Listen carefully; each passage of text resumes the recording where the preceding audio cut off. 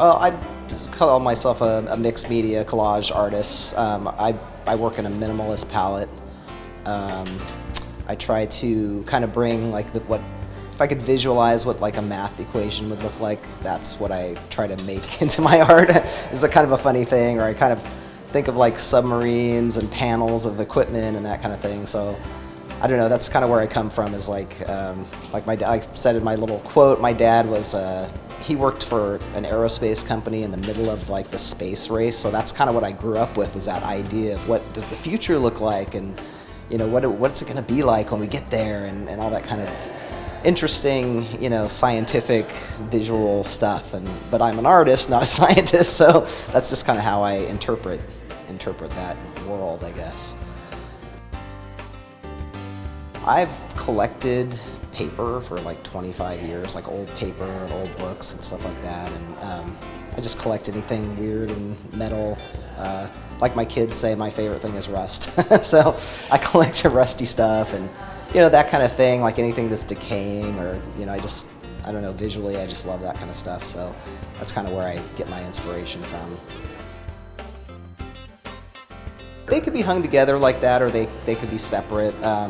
I don't know, it's kind of like finishing a thought for me. I tend to do things in 2s and 3s because I did it once and then I might want to do it a little different or a little better, so I kind of repeat myself. I like the visuals of repeating images, so that's kind of why I do that.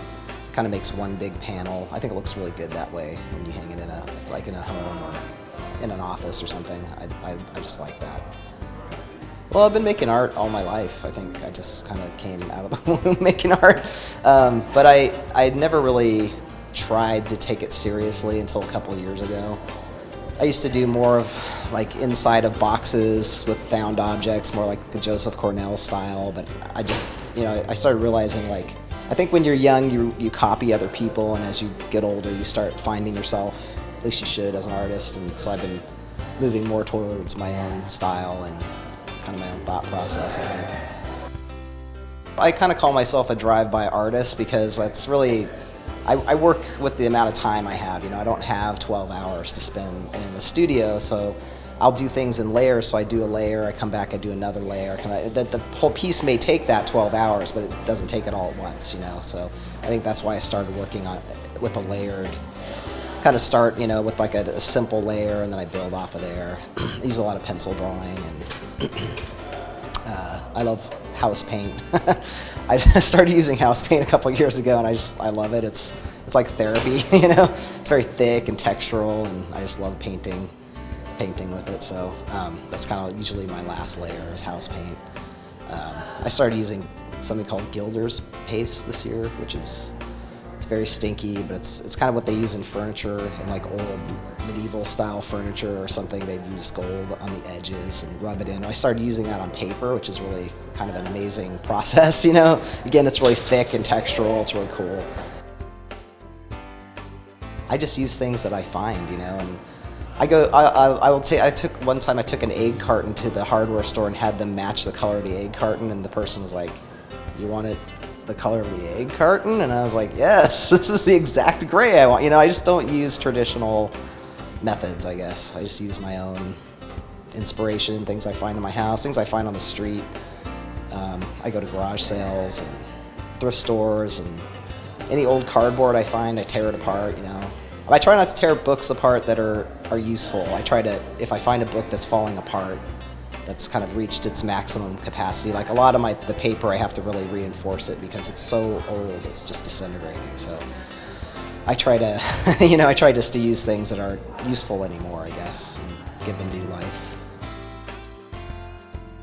It's harder to work, I think, in a limited color palette for me, you know, because I could go in a million different directions, but if I only give myself 5 things, that's challenging, you know, which I like a challenge like that. I like a mental, like a stimulating challenge. I could wake up in the morning and be like, oh, that'll look cool, you know. I used to make a lot of things that actually did move. I used to use a lot of, I used to put lots of like wind-up things in art and music box parts. You know, I have a couple pieces where you wind up all the music boxes and they go at once, and so I like things that kind of look like they're moving just on their own. You know, I've tried to make my art more accessible, I guess, now for people, like doing a lot of two-dimensional work as opposed to sculptural stuff, which is very hard to show. It's hard for people to have, you know. It took me several years actually to make the transition from doing three-dimensional stuff to two-dimensional. It's really hard because that's just how my brain operates, is more in a three-dimensional kind of thing, and I could go back to that, but you can't really have a show like this and do that. So yeah, it took me a lot of experimenting. Many of my friends have experiments hanging in their homes now. It's just really nice when a stranger buys a piece. You know, it's different when friends buy a piece. You think, oh, it's a mercy killing. You know, they're just they're buying a piece. But when a stranger buys something and they're really inspired by it and they've thought about it carefully, and then they want to pay you the money for it. I mean, that's a big deal. You know. Sometimes you hear things like, that's not art, and then I think, perfect, you know? I think if somebody says that's not art about something I did, then that's art, you know? I mean, it should gather the whole gamut of different opinions, you know? I don't know if I'm done necessarily with this exact thought, but I'm definitely wanting to branch off and do some stuff that's a little bit even more challenging for me in terms of meaning, I guess. I kind of want to do things that are maybe a little stranger, so I might try a few. I don't know, I've got some interesting projects in my studio right now. It's just a matter of where will I show something like that that's a little off-kilter, a little difficult for people to interpret maybe. But yeah, I think it's a continuing thought for sure, but it's definitely getting a little weirder.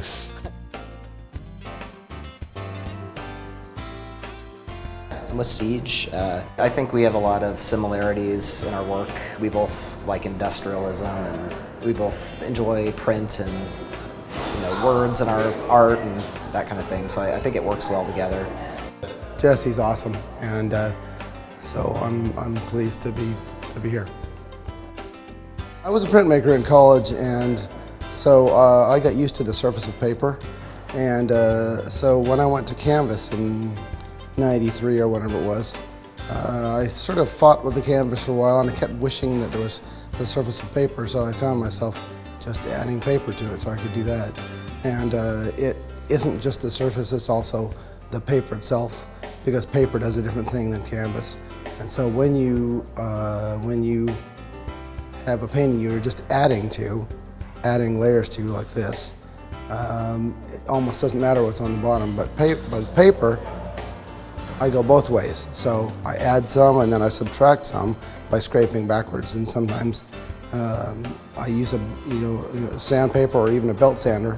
A belt sander tears it to pieces, and so you are able to use the middle of the paper. And people think of a paper as just being one thing, but really it's a hard shell, a soft middle, and a hard shell on the other side. And so, depending on how far down you go, it's like spilling, I don't know, spaghetti sauce on a shag rug. It's hard to get off, and that's good in art. So you have acrylic, which is plastic, and that gives you a smooth surface. So if you scratch through, to the paper, then the paper soaks up color. And so you're able to use that, or I've been able to use that to my advantage, and it's been a wonderful dynamic.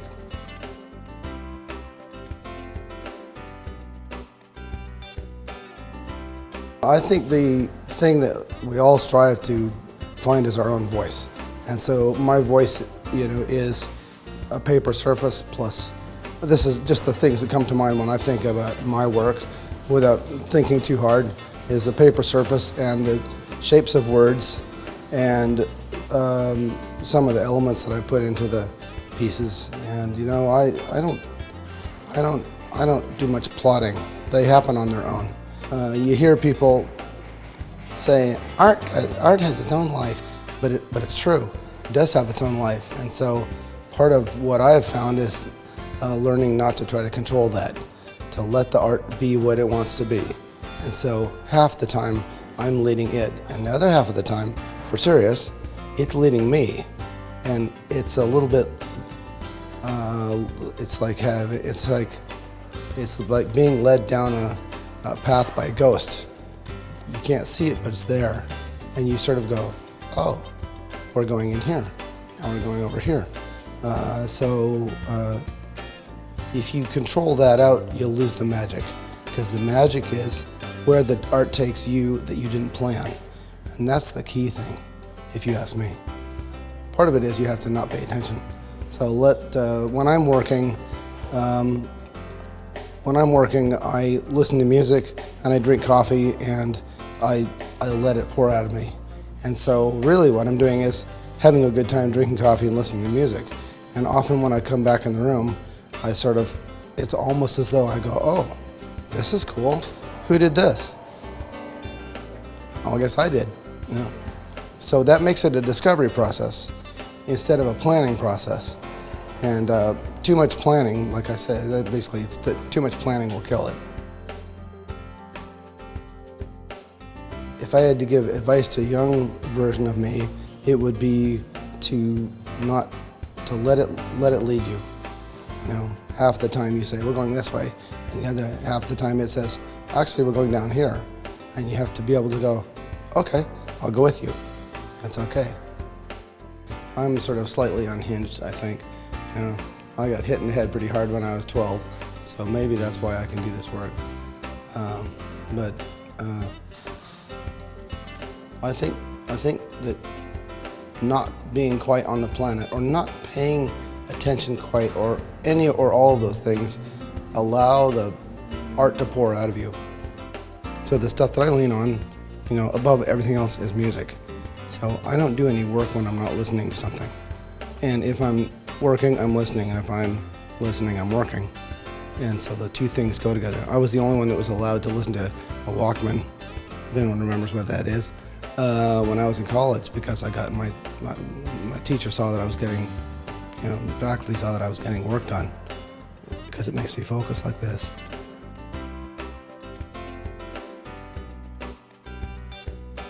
Greg Skinner, who is the head of the art department at Cornish College of the Arts, was the person who let me into the school in the beginning. And I saw him for the first time in years this spring. And he's a tremendous guy and a hero to me, because he helped me a lot and he helped me figure out what I'm doing. And he said, hey, I have something for you.